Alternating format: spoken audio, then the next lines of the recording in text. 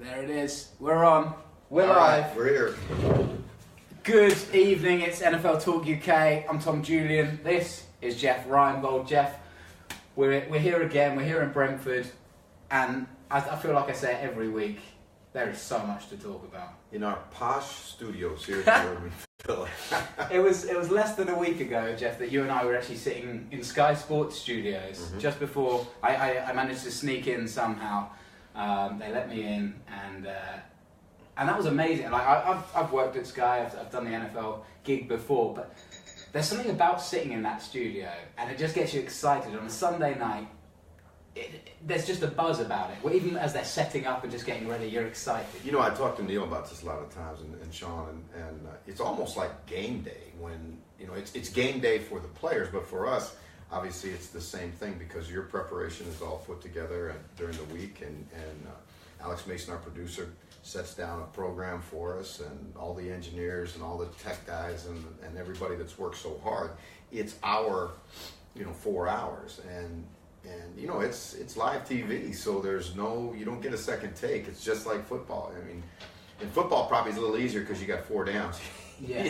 Here, it's live TV, so it's interesting, and it's a lot of fun, and it's really the best part, Tom, and you know this from when we were at the Super Bowl last year, is that have the opportunity to bring the game to the fans here in the UK who are just so passionate. And now this thing is going crazy, and we've got people in Honolulu and Haleiwa, Hawaii watching this, and all the way, I said Helsinki, and there are some friends of ours in Helsinki that tune in on Facebook Live, so glad to have you with us and get your questions in. Absolutely. Well, I mean, Jeff, do you want to present this thing? That's exactly what I was going to say. If you want to get involved in the show, this is what we're here for, so get your questions in for Jeff, because we're going to be talking ball over the next half an hour or so. But Jeff, just on that, we're leaving the regular season now, that's in the books, and now we're talking playoffs. But from going back to the studio for a second, now it gets really hard work for you guys, right? Because you're in late on a Saturday night into the early hours of Sunday, and then you're back in for like 3 p.m. or so. Yeah, it's going to be fun because we've got DeMarcus Ware coming in this weekend as our guest analyst. And, DeMarcus had a tremendous career, drafted out of Troy State, went to the Cowboys, was a Pro Bowler with the Cowboys. Wade had him there, took him to Denver. They won a Super Bowl together, and he walked away from the game as a Super Bowl champion. It's amazing.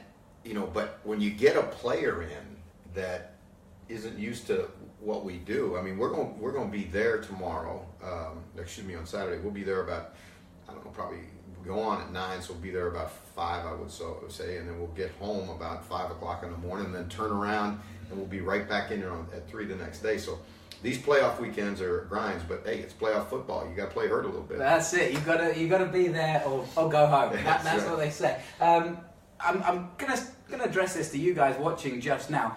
I put a lot of effort into my running order here. I've got a couple of pages, and you guys, you chuck in these questions, and all my work goes out the window. So should we just crack on with these questions? All right. Thank you for joining us, Harry, Jack, Michael, and Ben McClymont, who can't be with us tonight. He's working again, so Ben, you really need to sort them shifts out, buddy. Michael Mack comes straight in with, are the rumours true?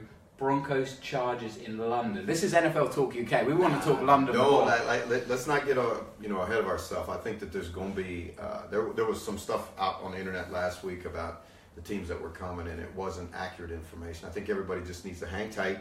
This is going to get it's going to come to you real soon. Stick close to NFL UK. Follow them. Follow our Inside the Huddle podcast, and follow this, and we'll get you the information as soon as we have it.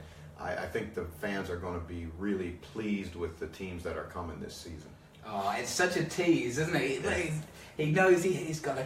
I'm just saying, I really believe that you're going to see some great games. You're going to see some great football players, and I think I said this to Alistair the other day when I was in the office about as you watch how this thing has developed, and now it's no longer okay. Who wants to come over to England, and you got to wait for the 2 or 3 hands to come up around the room when they talk about this in the NFL offices. Now teams are anxious to get over here and want to come be a part of this.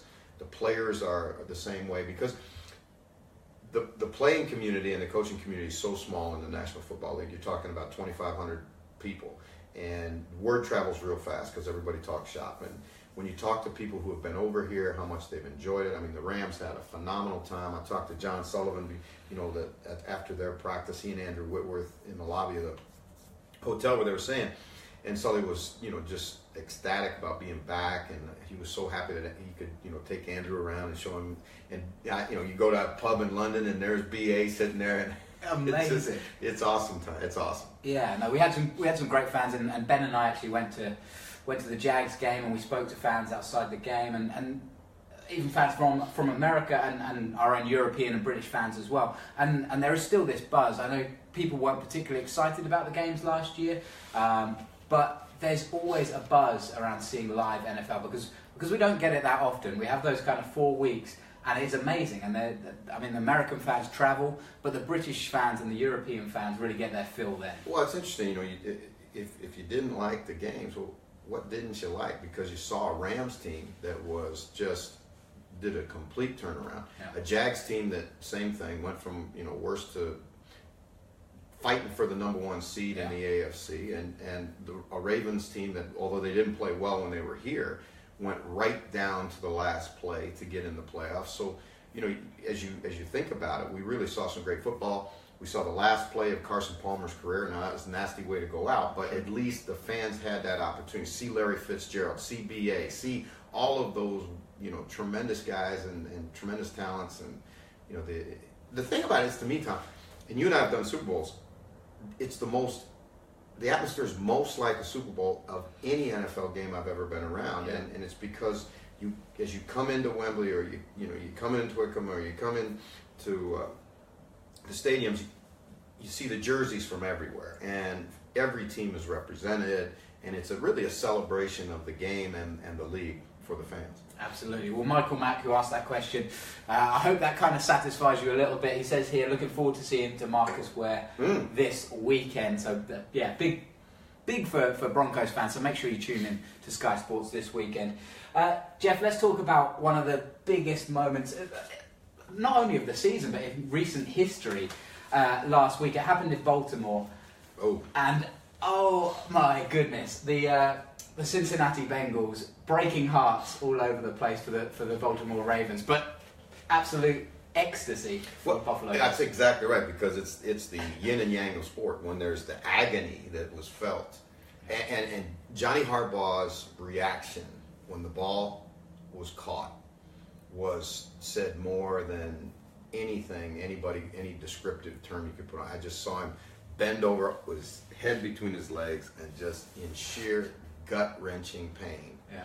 Because you realize that all of that work through the offseason, you put yourself in a position to go be one of the elite teams in the league and play for a championship, and one play. And no game is ever decided by one play, because there were plenty of plays over the course of that game that could have turned it the other way. But one significant play, and the entire eastern seaboard from Baltimore to Carolina is in shock, and up in the Niagara Frontier, which is what they call the area of Buffalo, is just in complete jubilation. The scenes that came out of Buffalo were incredible. How about the fact that the Buffalo fans were contributing $16 donations to Andy Dalton's charity, because it's been, in honor of the number of years that they've been out of playoffs. They raised like $100,000 or something like that. It was fantastic to see something good come out of sports, because that charity does a lot more good than sports ever will. Do you know what I mean? Yeah, exactly. And that's the cool thing about the league, and there's so many guys that do so much that nobody talks about, and it seems like the only time we ever talk about guys is when they make mistakes, or they make bad choices, or whatever. But certainly, when you know these guys and you see the things that nobody talks about, that nobody wants to hear about, that nobody is going to put out there, but so much of what they do is so good for their communities. Yeah, so it's a family thing as well, isn't it? It's a lifestyle thing. These guys go through ups and downs, and that's the kind of stuff you're talking about, right? The behind the scenes where regular fans and maybe particularly UK fans, though you can get a lot of it online nowadays. You just don't see right. I mean, the day-to-day grind. You know, you think about guys that and certainly it's a tremendous lifestyle. There's no question about it, right? But when you, and I'm going to go two different places on this. Number one is Bruce Arians. Here's a guy that has come up the hard way and is doing doing financially extremely well and all that late in his career. But his number one concern upon retirement was that he wanted everybody to understand he was going to stay in Phoenix. He was going to continue to work. The Bruce Arians Foundation does amazing things for young kids in what they call the Valley, and the foundation is going to continue to push to help children all across the Phoenix Valley. And all BA wanted to say at the end of his press conference was, I hope we can still count on your support. And again, there's a guy that, he's not doing it for anything. There's no good that can come of it for Bruce Arians. It's just good for the people. And Kelvin Beacham, another one of my kids that plays left tackle for the Jets, his foundation works tirelessly to make sure that kids have opportunities and are fed and are stimulated academically, and they've spent millions of dollars and raised millions of dollars, and those are the things that, again, nobody see. TMZ never runs those stories. Yeah, absolutely. I just will say thank you guys for getting your questions in. Jack, Ricky, we're going to get to your questions. Harry as well. So keep them coming on because we love to get to them. But let's go back to the football for a second, Jeff. The Ravens. You mentioned Harbaugh there. Head in hands, and his head between his legs. Is he under a little bit of pressure now? There's 4 in 5 years that he hasn't made the playoffs. Does the pressure start to grow on? Well, I think one thing that everybody gets when they sign up for pro football, and when I talk about sign up for pro football, once you become a player, once you sign a professional football contract, or once you become a coach, and you're involved in the business, and Tommy, I think it's everybody. It's trainers, it's people in the front office, it's everybody that's involved. We have to realize, and certainly you do after you've been through it a few years, it's a what have you done for me lately business. And winning a Super Bowl or being in a Super Bowl will buy you time, but it's only a matter of time. And I've heard it described this way, and I think it's really true. Once you take a job in pro football, they point a gun at you and the bullet gets fired, and it's there's a couple ways you can stay in front of the bullet, but you're not going to stay in front of it forever. With Coach Harbaugh, I think now he's entering into that point where they need to get back to being who they were. I think owners, I think Mr. Bisciotti understands you're not going to go to win the Super Bowl every year. You're not going to go to the Super Bowl every year, but you want to be in the playoffs. You want to be competitive, and I know John feels the same way. Do you think that the fact that it came down to a last-second play has given him not an extension, but next year the pressure's going to be on a little bit more, and he has to be, like you say, they have to be back in the playoffs. But the fact that they were at least competing this year gives him a little bit of a... Yeah, I think that it does buy you time, and certainly, again, it's so hard for people to understand, and I think our fans here certainly are starting to grasp it. This is not like, and I again, bear with me on this comparison. This is not like the Premiership, where there's only about 4 or 5 teams that really have a chance, and then everybody else is playing to compete, but they realistically are never going to get there. There's a Leicester City once in a millennium. In the NFL, you look at how it turns so fast. You talk about Rams, worst to first, Jags in the playoffs, Buffalo in the playoffs, and conversely, you see teams, Raiders, high expectations, don't get it done. Giants, high expectations, don't get it done. Seattle, all those guys. So it's such a volatile game, and it just creates a greater sense of urgency for everybody involved. All right, so the Ravens miss out, the team that profiteer. As we mentioned, the scenes in Buffalo looked absolutely amazing. There's a video of a guy just putting his coat on, and then Dalton throws this bomb to Tyler Boyd, and the whole stadium just erupts. It's amazing. And then in the locker room as well, you see. It was awesome. His prices. There was a thing of Kyle Williams. Kyle's a big defensive lineman that's been around Buffalo his whole career. He's gone through all the changes, all the coaches, all the high expectations, all of the disappointments, and now late in his career, he gets to go and play in the playoffs. He scored a touchdown in the game. They put him in the backfield, let him run a la Fridge. And he scored a touchdown. And there he is with his 2 sons, watching the game in the locker room afterwards. And he gets to go to the playoffs. And what a tremendous thing. It was really, really touching to watch. If you haven't seen that, that's on our Twitter timeline, so make sure you check that out because it really is a beautiful moment. So the next question, Jeff, is from Harry here, who says, do you think the Bills can use this momentum and get past the Jags in the next playoff? Well, you know what? Right now, the Bills, in my opinion, Harry, are playing with house money.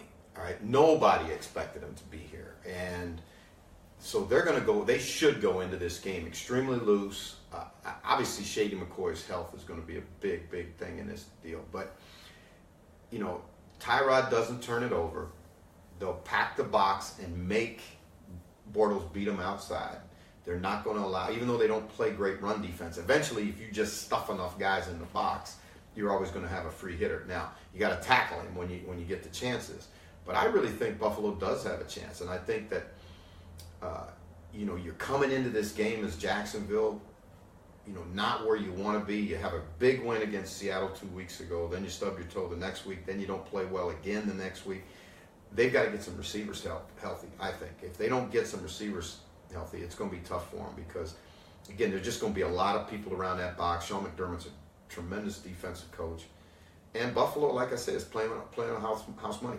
The expectation is higher, as crazy as it sounds, the expectation is actually higher in Jacksonville because of how well they played down the stretch. Yeah, it is. But they've lost 2 on the bounce, and you talk about Buffalo needing wide receivers. Jaguars, they hope to get Marquise Lee back, but they are not strong.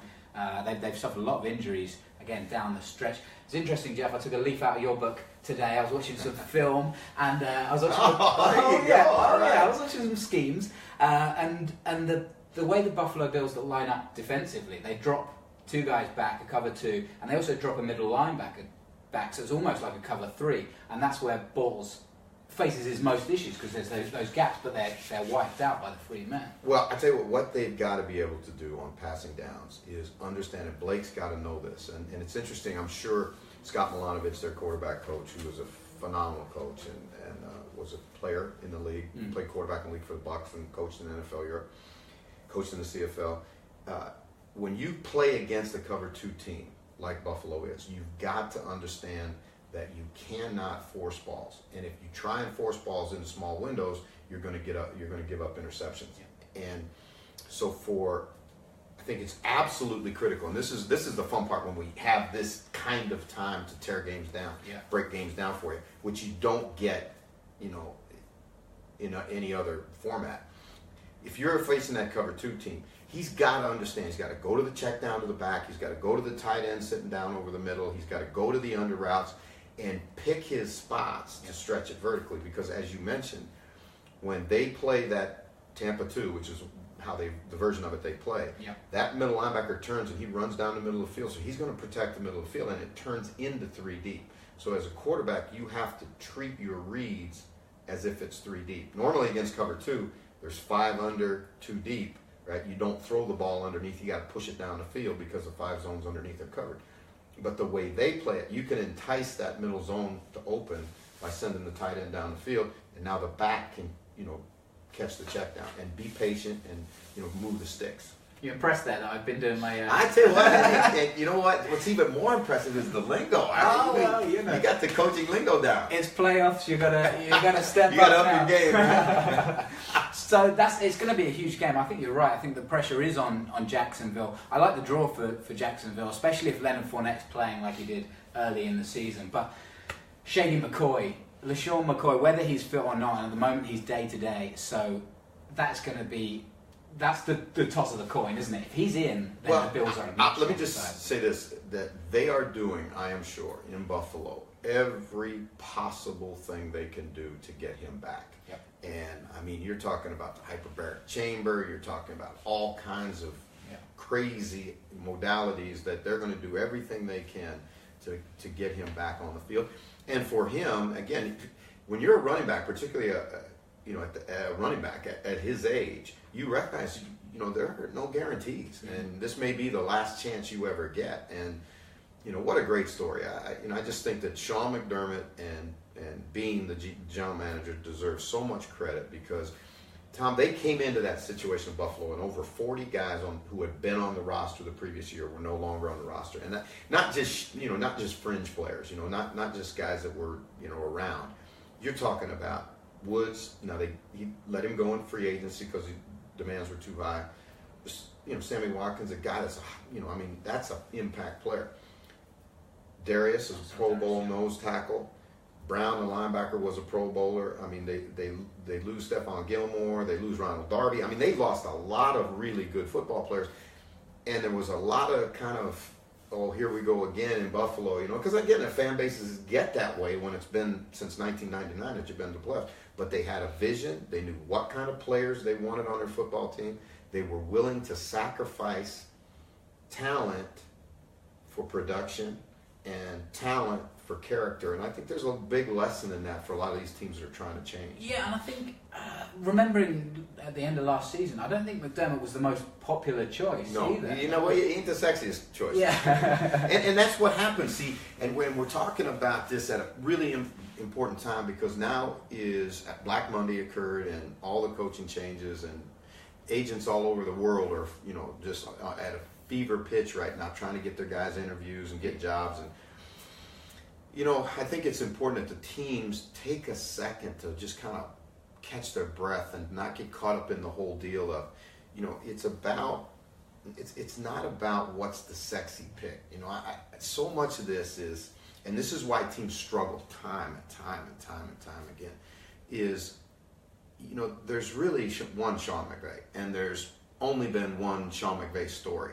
And so to go out and say, well, we want the next Sean McVay, there may not be another Sean McVay for a number of years. So you reach for some. It's just like the drafting quarterbacks. You say, well, we got to draft a quarterback. Well, there's a better left tackle in the draft. No, we got to draft a quarterback. Yeah. So you reach for a quarterback, and then you have to live with what you get. And so there are a number of outstanding assistant coaches right now that, and some guys that have had chances to be head coaches previously. You look at McDaniels and Patricia in New England are going to get all kind of interviews.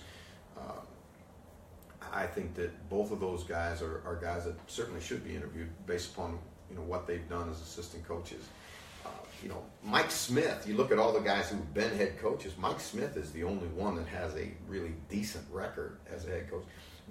This is craziness of it. We're firing guys like Pagano and we're firing guys like Jack Del Rio, and yet they still have winning records in the NFL. And I did this. I went through the list. Of all the guys and guys who have NFL experience. There is not a single one of them out there that has won over 50% of his games. But yet we're firing guys who have, because it's, as I said earlier, it's a what have you done for me lately? League. Chuck Pagano didn't get stupid in 3 years, right? It's just that it didn't work for him. And so, who's going to be the next hot guy? I don't know. Who's going to be the next Sean McDermott?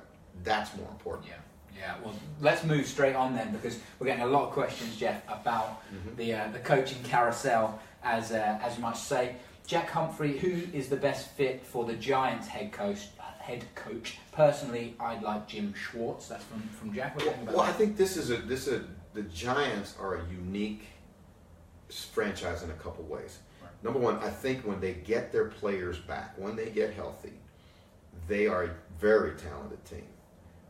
They've got a quarterback, if they choose to keep Eli, that is at the end of his string, but has proven that he can win Super Bowls for you. They've got enough defensive players, if they can keep them all, and draft well again. They've got to improve the offensive line. They've got a young tight end in Ingram that I think is going to be a real good player. They got young wide receivers that when they get back and be healthy, again, running back is an issue, but I think it's more an issue of not, the line that's blocking for you. It's an interesting market in New York. First of all, that guy's got to be able to handle the media. I think that was McAdoo's biggest issue. There's an old saying in the business that you can't lead the cavalry if you don't look good on the horse. And from his very first press conference, you could see, just like Jimmy's first press conference in San Francisco, it was going to be tough on him if he didn't win right away, because he didn't project that, quote, head coaching image. Yeah. Yeah, quite unfashionable guy. Yeah, and so, and it doesn't make him a bad guy or a bad coach. It just means that, you're in San Francisco, you're in New York. What plays in those cities,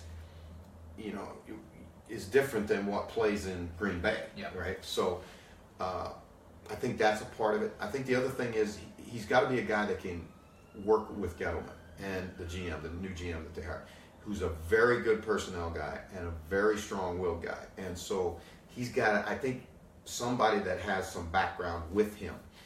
You start going through the league, and I think the guy that, that they're going to have to think about is Spagnuolo, first of all, because he's a Giant guy, and he won a Super Bowl with the Giants. But then you start going around the league, and you say, what kind of guy do you need? You need somebody who's got some toughness. Somebody's going to have some,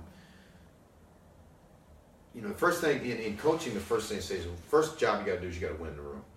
You're going to have to get somebody in there with a big personality that can win that room. Because you look out into that room now, and let's say they bring them all back, and there's OBJ, who's, you know his history, and you know what kind of money he's going to be making. Yeah. And there's JPP over there, and you've got strong-willed, prominent players in the biggest media market in the world.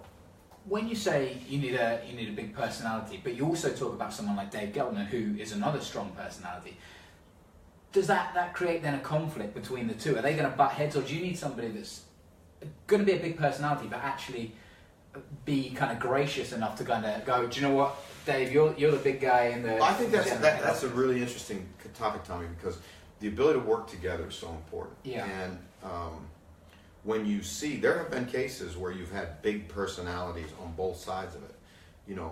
No better study in that than the Cowboys, right? And you know that the owner, who is also the general manager, is the biggest of all big personalities. And Jimmy Johnson was a big personality. Barry Switzer was a big personality. But both of them won Super Bowls in Dallas, working for the biggest of all big personalities. So it can get done. Now, Jason handles it a different way. Jason is much more, I think, not willing, that's not the wrong way to say it, but Jason is much more understanding of Jerry's out there-ness, which Jerry's being out there eventually spoiled those other two relationships. Yeah, we will see what happens there.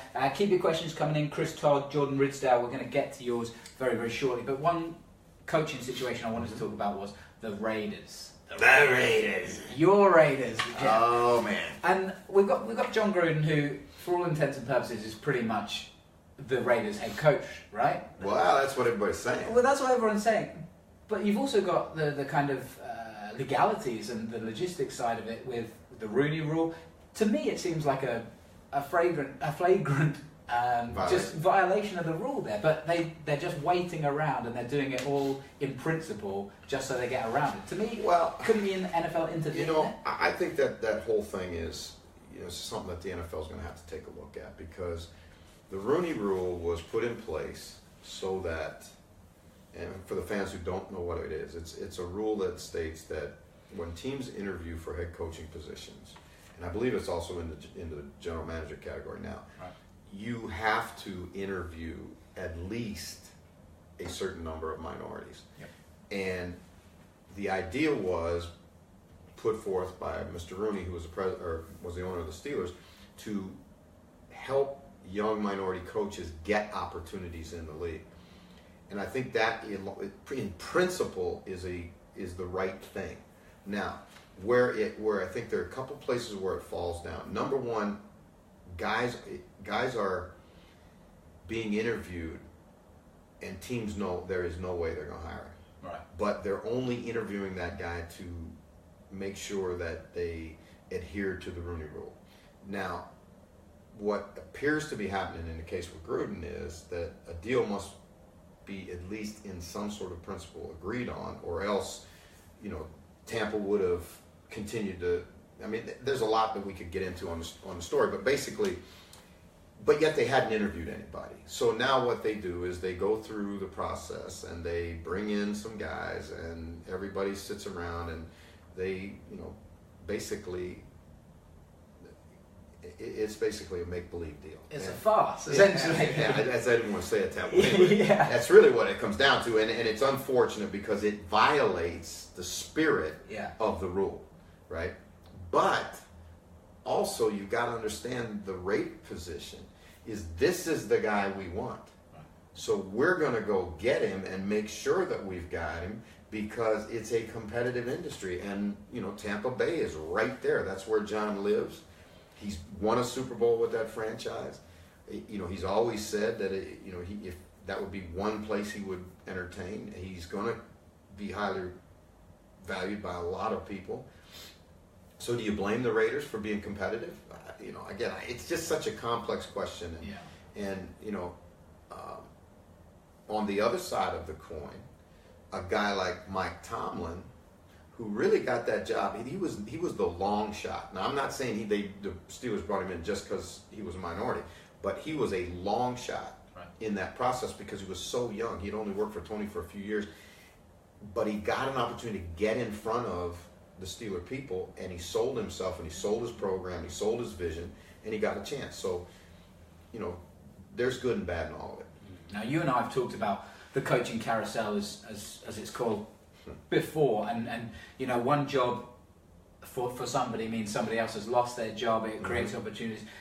That is the situation right in Tampa, where Dirk Koetter was literally told, like, we haven't got Gruden, so you get to stay for another year. Yeah, and I think it's even bigger than that. I think let's look at two separate situations so the fans can have a sense. Marvin Lewis has missed the playoffs for numbers of years now. He's the I think second longest tenured coach in the National Football League next to Belichick. Yeah. Great guy. Everybody you talk to loves the guy. And then you got Dirk Koetter down in Tampa, where they didn't anywhere get close to what their expectations were. Right. Both are different kinds of organizations. So, for example, with the with the Bucks, they made it clear. I mean, there was because you can stifle the rumors if you want to stifle them, and they let them be flamed all the way for the last month of the season that they were going to make a play for John, and that Dirk was going to be gone, and then the Raiders got involved, and the price got so high. You're talking about reportedly $10 million, and actually a piece of the franchise. Yeah. Then you look at that and you say, then Tampa said, whoa. If we can't get Gruden, we'll just take Koetter for another year, and then that way we don't have to pay him off. And because when a coach is fired, the team has to pay his salary or his offset if he goes to work for somebody else. Conversely, Tommy, the Bengals, the biggest thing for Mike Brown and the Bengals is they love familiarity. You look at the Bengals have had, now this is an unbelievable statistic. The Bengals, I believe, have had 2 offensive line coaches since the 80s. Wow. Right? That's how much familiarity is important in that organization. So, obviously, they considered letting Marvin go or let Marvin retire, encouraging Marvin to retire. But when they couldn't get guys like Hugh Jackson, like Jay Gruden, who have been there, that understand how the organization works, understand the Brown family, they looked at it as the lesser of evils is, bring back Marvin. On the flip side of that, though, going back to Tampa, how does Dirk Koetter go into that locker room next season, look Jameis Winston in the eye, look Mike Evans, and go, look, I'm the guy that the organization wanted? Because he's not. He can if he chooses to, but I think his best ploy, if you will, is be honest. It's always be honest, because the players know. I mean, and just go in there and say, hey, man, here's the deal. I'm on a real short leash. We all know it, right? But you know what? About 90% of you are too. So we're all in this thing together, and that's so we can all swim together or we can all sink together. It's our choice. There are guys that are bigger than the program, and that's what's happened in the NFL because you have guys making the money that they're making and the guaranteed contract money that they're making. So you're not going to fire Jameis Winston before you fire the head coach. I guarantee you. Absolutely. And so you know that again as part of the game. That's why, and this is kind of an ugly thing that's begun to happen in the pro game. When you see a guy like Deshaun Watson, and I'm a big Deshaun Watson fan.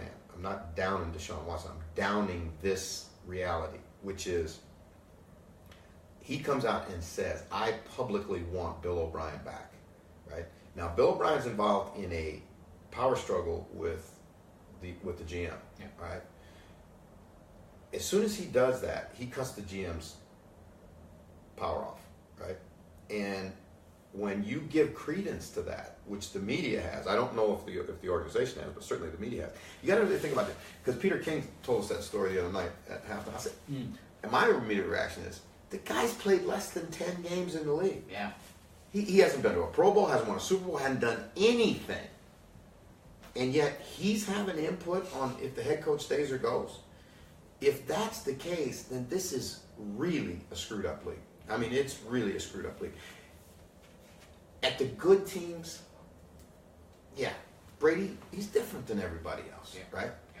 But if it comes down to Brady or Belichick, what do you think? And all the rest of those guys in that locker room, they got no shot. Yeah. You know? And that would be the quickest way out of New England, to go to Mr. Kraft and say, I really think that, that's not what you're paid to do, right? Yeah, no, well, man, Jeff, I could speak about the coaching all day, but we've got to get on to some of these questions. Chris Todd, thanks for being with us. Chris Todd's a Patriots fan, all right, and he sounds a little bit scared to me, Jeff. He says, will McDaniels and Patricia get head coaching jobs this off-season? Also, how could it affect the dynamic in the locker room if you lose your OC and your DC? And as well, their director of player performance, Nick Casario, I think his name is. He's very popular as well. Could you see a complete reshuffle? The thing you got that Patriots fans have to understand, and you've witnessed it, you've experienced it, that there's always going to be, when you are the preeminent franchise in the league, when you are the dominant franchise in the league, like they are, there's always going to be a talent drain, because all 31 other teams want some of what you are. We watched it happen in Seattle a couple years ago, where, Seattle goes to the point where they're now the big dog, right? They're the bully on the block. So Jacksonville's hiring a new head coach. They go get Gus Bradley. He says, we're going to make, we're going to be the Jacksonville of the South. Right? Then go to the next Super Bowl, and it's Dan Quinn goes to Atlanta. So there's a talent drain that happens in those organizations. Where it's happened in New England, and you look at Josh has gone out and been a head coach, Scott Pioli's gone out and been a general manager, Quinn's gone out and been a general manager. You look at all of the guys that have left, and it's part of the success, and that's why it's so hard to continue. That's what makes what he does in New England even more unbelievable. But here's the deal, and I think that's a great question. I'm going to say this. This is how they run that thing. They start with a tremendous number of young guys that are just looking for an opportunity. And then basically they let them cannibalize themselves and work their way up through the organization. If you notice, when the Patriots go out to hire, they very, very, very rarely hire from outside the organization, unless it's somebody that they think can bring something definite to them. My friend Rob Ryan's perfect example. His dad was the father of the 46 defense, right? And Rob and Rex knew it better than anybody else because their father taught it to them. So at one point, Rob's a young assistant coach in the NFL. Belichick has an opening. He goes out and gets Rob and brings him to New England so that he could bring that system and help them grow. Well, that's when they'll go outside for a guy. But if it's not a guy that can bring them something unique, then they're going to hire from within. And you look at how it's happened, and it's been through, Bill O'Brien and all of them, they always take care of their own, raise their own, develop their own, and they understand the Patriot way.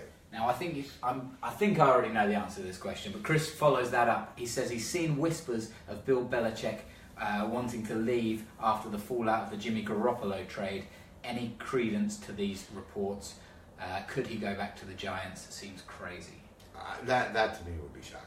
Yeah. I think when Bill Belichick decides Bill Belichick's coached enough football, then he'll step away, and he'll step away from the Patriots, and he'll walk into the Hall of Fame, as a Patriot. Yeah. Yeah, I agree with that. Let's go to Jordan Ridsdale. Thanks for being with us, Jordan. John's got a couple of questions. Jeff, who's your surprise team of the season? Wow, there were a number of them. One of the ones that we don't talk about very much, but I think really didn't come out of nowhere. That's too strong a statement, but certainly has played at a high level, at a higher level than I think a lot of people believe they could, was the Saints. I thought the Saints would be an 8-8 football team, frankly.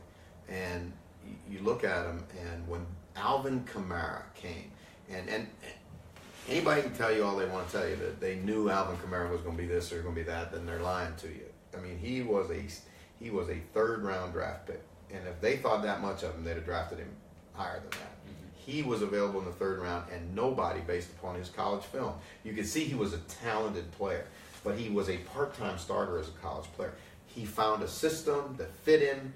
He and Ingram get along extremely well. That gave him a mentor in the league, and it all took off from there. And I think his play, as well as some young defensive guys, Marshawn Lattimore in the back end, has brought the Saints to be a team that now has to seriously be considered to go deep in the playoffs. Yeah, well, we're going to come on to the playoffs very, very shortly. I'd say my surprise, Jeff, I can't believe how good the Vikings are, considering the problems that they've had at quarterback. Well, that's a good one, because you knew that they're going to play great defense. Yeah. Zim's always going to play great defense no matter where he's gone.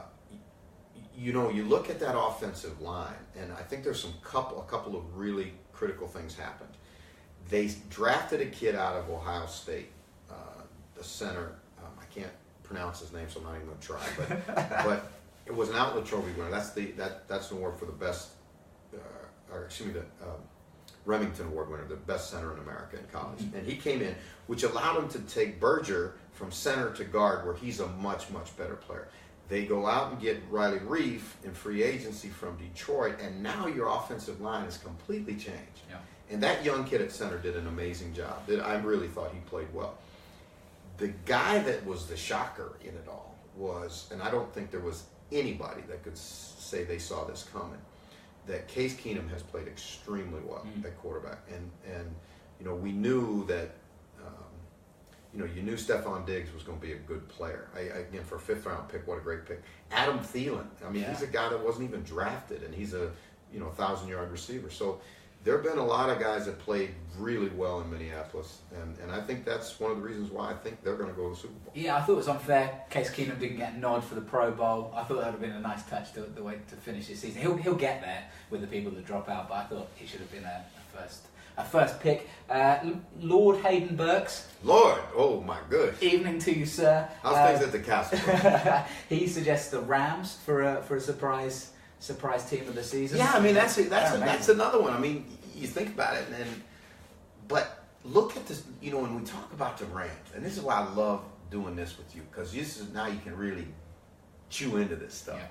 When you look at the Rams, what a great job of assembling players. Right? You don't have a first-round draft pick, right, because of the Goff deal. So you go out and you get Woods in free agency. It's a kid from L.A., USC kid, gets a chance to leave Buffalo, go home, and he has a great year. Then Sammy Watkins has fought injuries and battled injuries and kind of had become an afterthought in Buffalo, but is a dynamic player. He comes in, he fits what you do, away you go. They bring in Andrew Whitworth at 34 years old, I think he is, to play left tackle. They bring in John Sullivan from Washington, who's at least 34. And then that allows Saffold to go to guard, and now your entire left side is really good. Your center is a veteran. You can't fool him. He's tough.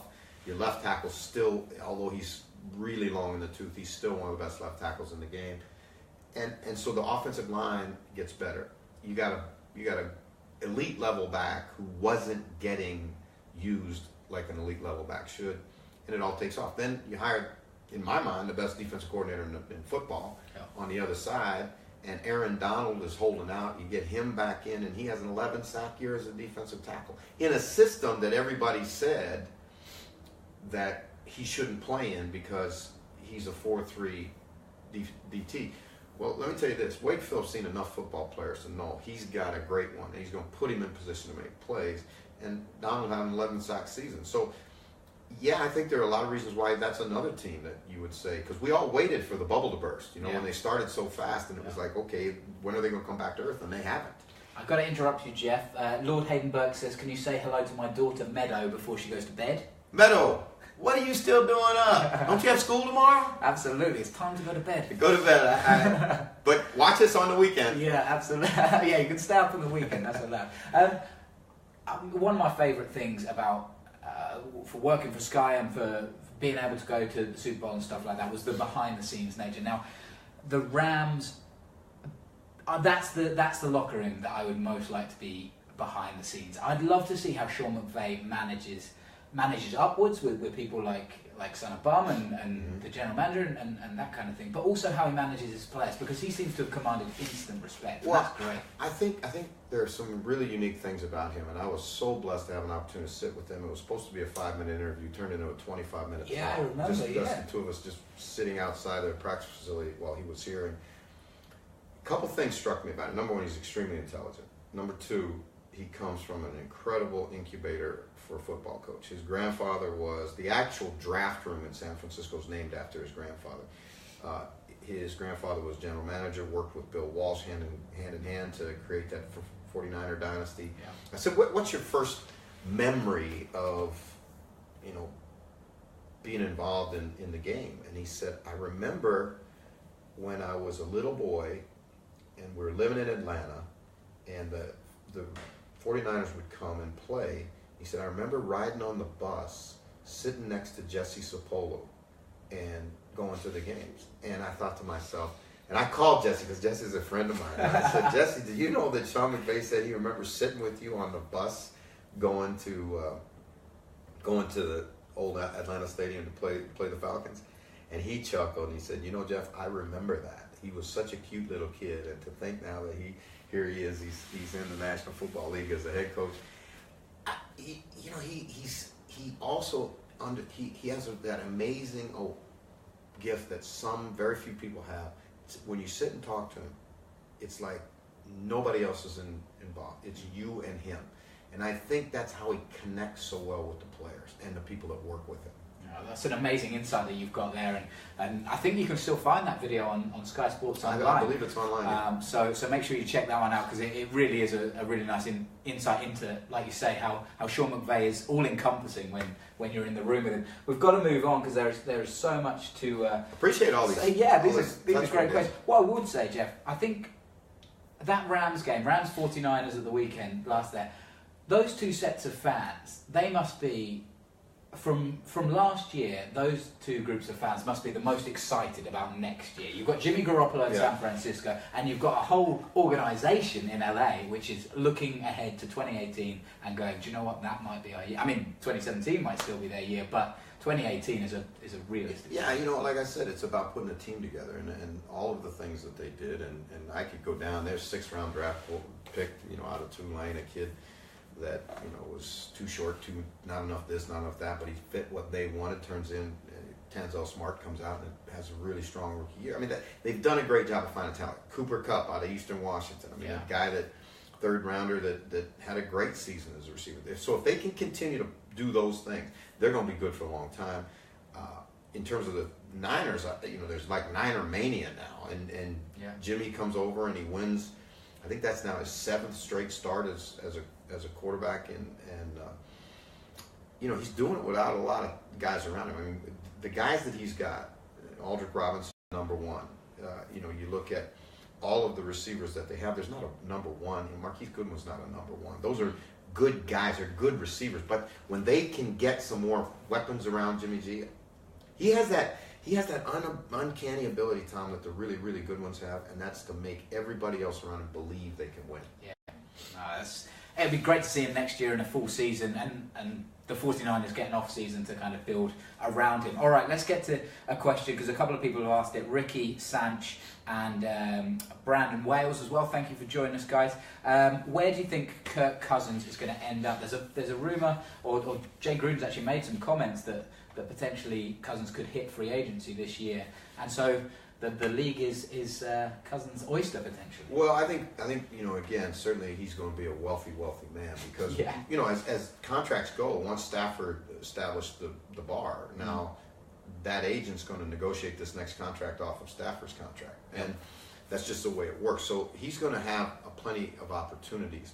Where I think he needs to get with the agent and recognize is at some point out there, for everybody it's different, but at some point out there, it can't be about the money anymore. It has to be about, if you're who I think he is, and Neil knows him extremely well because he's interviewed him a number of times, and I've asked Neil questions about him. Yep. I don't know him personally. If he is who he projects to be, winning is really important to him. So now wherever he chooses to go, then he would, in my opinion, needs to go to a place where the best football team is around him. There are some teams out there that are like that. There's so much that's going to happen as we go through this free agency issue. Is Eli going to stay in New York? If he is, then is Jacksonville in the market? If you're a quarterback who has the kind of skills that Cousins has, and then you plug him into that situation in Jacksonville, boy, I think you got a team that's serious now. Yeah, I've watched a lot of Jacksonville football, and he is the perfect guy for that system. Another place, Denver, is a quarterback needy franchise. I think both of those teams, are certainly teams that would be on his list of ones that he needs to explore, because of the fact that Denver still has an elite defense. And the question in Denver is now, what kind of offensive line are you going to put him around? You got Pro Bowl receivers in Demaryius Thomas and Emmanuel Sanders, right? So again, it's a looking at the whole picture. Where am I most comfortable? Where do I have an interaction with a coach from the past?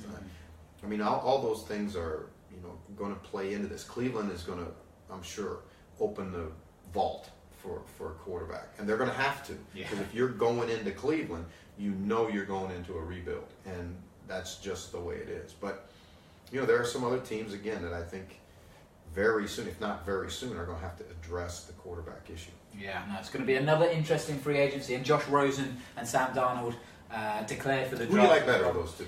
Do you know what?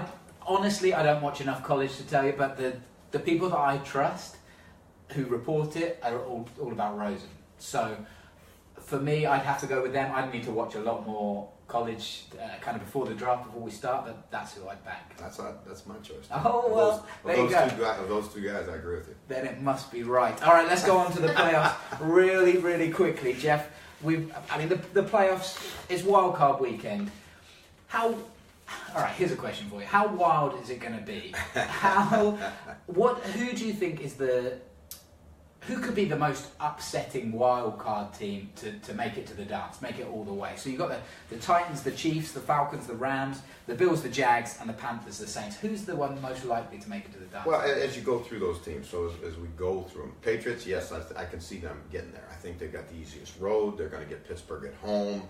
They're hard to beat at home with the weather. They're going to have time to heal. He's going to have extra time to prepare, and that's dangerous when you're talking about the guy in the hood. As you go down the coast, Atlanta can. They've been there. They're athletic enough. They're fast enough. The quarterback's good enough. You got an elite receiver. You got two great running backs. Andy Levitre, is he going to play? That's a big one. You saw how important it was for him. Yeah. Carolina. Can Carolina make it to the Super Bowl? I don't think they can win it, but I think they can get there because you're talking about a guy in Cam Newton who can just take over games with his athleticism, especially these kinds of games where you're not worried about next week or 2 weeks down the road. It's, hey, we got to do whatever it takes to win. And now, when he gets out on the perimeter with the football, it's a different deal. Mm-hmm. They got a great defense. Jacksonville, young but talented, and that's the unknown there. Your head coach has never coached in a playoff game as a head coach. You got a lot of players that never played in one. You got to rely on Calais Campbell. You got to rely on Malik Jackson. You got to rely on Barry Church, veterans who can, kind of guide the way as they go through this. Yeah. Going west, some Rams certainly. Talented enough. Can they play good enough defense? Can they get enough stops to make a few plays on defense? I just, you look at it and say, there's nobody. Buffalo, it's going to be tough because I don't know if your quarterback plays good enough. I don't know if your receiver plays good enough.